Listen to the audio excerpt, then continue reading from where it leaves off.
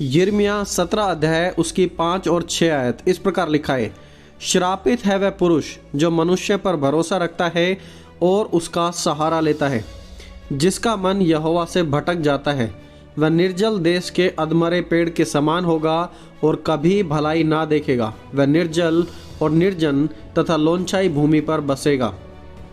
ऐसा इंसान श्रापित होता है जो दूसरों पर अपना भरोसा टिकाए बैठे रहे।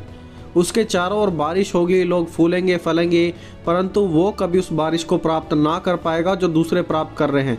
वह अपनी ज़िंदगी में कभी आशीष नहीं देख पाता। क्यों? क्योंकि वो एक श्राप के नीचे हैं।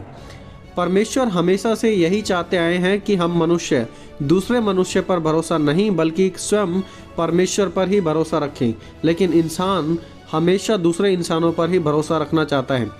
आज मेरा मानना है कि यह श्राप बहुत से मसीहों पर असर करता है, क्योंकि वो प्रभु को जानने के बाद भी खुद अपनी धार्मिकता, अपने काम, अपनी कलीसिया के द्वारा परफेक्ट बनने में लगे हुए हैं।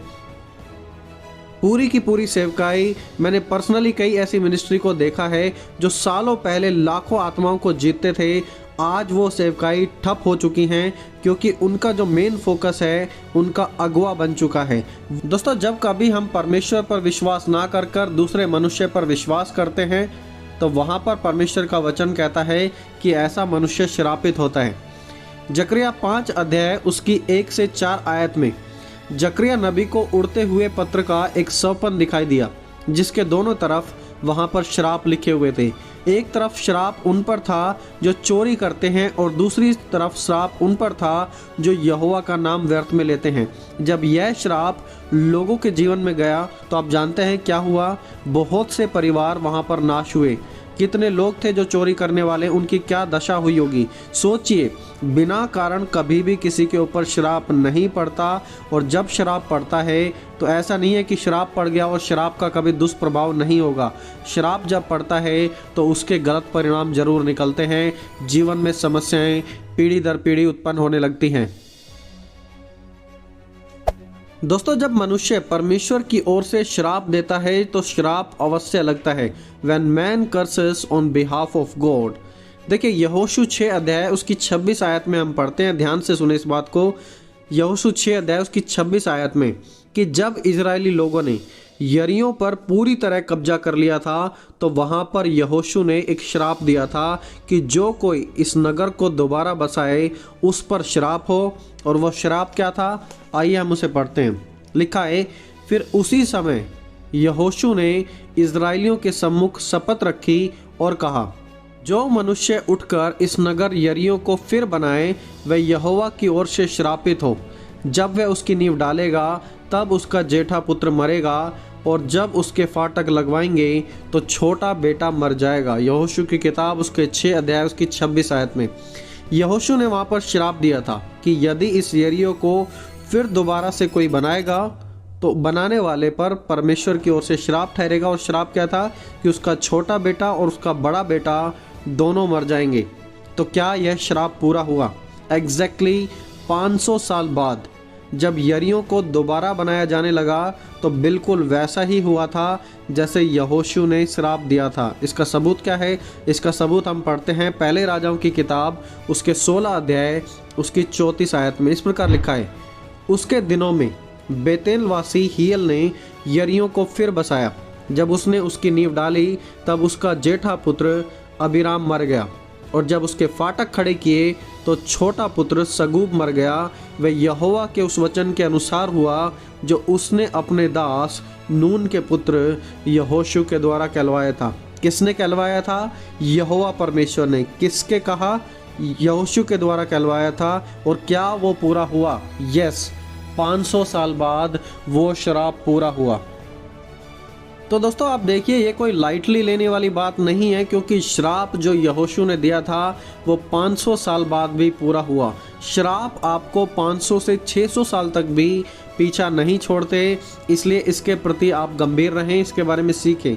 आज आपके जीवन में जो हो रहा है, क्या आप उसका परिणाम देख सकते हैं कि पिछले सालों से वो कैसे जुड़ा हुआ है? चलिए एक और एग्जाम्पल देखते हैं किंग डेविड की लाइफ से।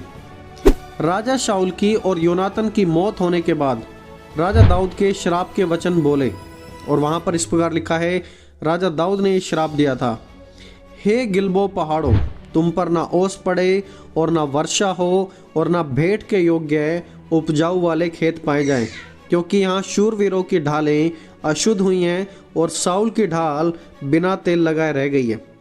दाऊद ने जैसा गिबोन के पहाड़ों के लिए बोला था वैसा ही हो गया, और आज भी तकरीबन 3000 साल बाद गिबोन के पहाड़ों पर हरियाली नहीं पाई जाती। बाकी के जो दूसरे आसपास के पहाड़ हैं वहाँ पर हरियाली है, पेड़ पौधे हैं, सब्जियां उगती हैं, लेकिन गिबोन के पहाड़ पर नहीं। आज 3000 साल बाद तक भी उस श्राप का असर वहाँ पर बना हुआ है। इजरायली गवर्नमेंट ने भी बहुत कोशिश की वहाँ पर पौधे लगाने की, सब्जियां उगाने की, लेकिन कुछ भी नहीं हुआ। कारण क्या है? वो शब्द जो राजा दाऊद के द्वारा बोले गए थे आज से 3000 साल पहले श्राप के रूप में, वो शब्द, वो श्राप आज भी वहाँ पर कार्य कर रहा है। चलिए दोस्तों एक और एग्जाम्पल देखते हैं हम इसका। एलीशा का जो चेला था गेजी, उसने क्या किया? उसने नामान के पास जाकर पैसे ले लिए, जिसे एलीशा ने परमेश्वर के द्वारा फ्री में चंगा किया था यहोवा परमेश्वर के नाम से। और जब गेहजी ने धन संपत्ति पैसा ले लिया तो उसका रिजल्ट क्या था? नामान का कोड गेजी पर आ गया, क्योंकि एलीशा ने वहां पर श्राप दिया था। इस प्रकार लिखा है, इस कारण से नामान का कोड तुझे और तेरे वंश को सदा लगा रहे। तब वह हिम के समान सफेद कोड़ी होकर उसके सामने से चला गया। कोड़ क्यों आया गेजी को? क्योंकि प्रभु के दास एलीशा ने बोला था कि तुझ पर और तेरे आने वाले वंश पर यही श्राप हो, तुम पर कोड़ आ जाए। और क्या उस श्राप का परिणाम था? तुरंत, बिल्कुल उसी समय वहां पर उसके ऊपर कोड़ छा गया। मरकुस 11 अध्याय में हम पढ़ते हैं कि प्रभु यीशु मसीह ने अंजीर के एक पेड़ को श्राप दिया। इस प्रकार लिखा है, दूसरे दिन जब वे बेतनिया से निकले तो उसको भूख लगी। वह दूर से अंजीर का एक हरा पेड़ देखकर निकट गया कि क्या जाने उसमें कुछ पाए, पर पत्तों को छोड़ उसमें कुछ भी नहीं पाया गया, क्योंकि वह फल का समय नहीं था। इस पर उसने कहा, अब से तेरा कोई फल कभी न खाए। और उसके चेले सुन रहे थे। देखिए होता क्या है कि अंजीर के पेड़ में फल आने से पहले एक गोल कुछ चीज दिखाई देती है जो दर्शाती है कि अब फल आने का समय है, लेकिन उस पेड़ में वो पार्टिकुलर चीज पाई भी नहीं गई थी। तो वहाँ पर जो शुरुआती चीज़ें थी जो फल को दर्शाती थी, उसकी ही शुरुआत नहीं हुई थी, और फाइनली उसका परिणाम क्या था? वहाँ पर एक श्राप दिया गया। अब आप कहेंगे कि यहाँ पर तो नहीं लिखा कि श्राप दिया गया है, तो आप कैसे जानते हैं? आइए हम पढ़ते हैं मरकुस 11 अध्याय उसकी 20 और 21 आयत में कि वहाँ आखिरकार प्रभु यीशु मसीह के चेलों ने क्या कहा। लिखा है, फिर भोर को जब वे उधर से जाते थे तो उन्होंने उस अंजीर के पेड़ को जड़ तक सूखा हुआ देखा। पतरस को वह बात समझ आई और उसने उससे कहा, हे रब्बी, देख ये अंजीर का पेड़ जिसे तूने श्राप दिया था यह सूख गया है। 24 घंटे भी नहीं लगे उस बात को बोले हुए और वो अंजीर का पेड़ वहाँ पर सूख गया। दोस्तों श्राप बिल्कुल रियल है, आप इसे गंभीरता से ले, समझें इसके बारे में। और यदि आज आप परमेश्वर में हैं तो परमेश्वर आपको इससे आज़ाद भी कर देंगे। पार्ट 1 में और पार्ट 2 में हमने डिस्कस किया कि कैसे श्राप आता है, श्राप के क्या कारण होते हैं, और इस पार्ट 3 में हमने देखा है कि श्राप के और अलग भिन्न भिन्न क्या कारण हो सकते हैं जिनके बारे में हमें सोचना है और ध्यान रखना है। दोस्तों आने वाले पार्ट्स में हम बात करेंगे कि कैसे इन श्रापों को तोड़ा जा सकता है और कैसे प्रभु यीशु मसीह के लहू के द्वारा इन श्रापों को तोड़कर परमेश्वर की आशीष में और परमेश्वर के साथ मसीह जीवन में कैसे बढ़ा जा सकता है। तो दोस्तों मिलेंगे अगले पार्ट में, तब तक आप सभी को जय मसीह की दोस्तों।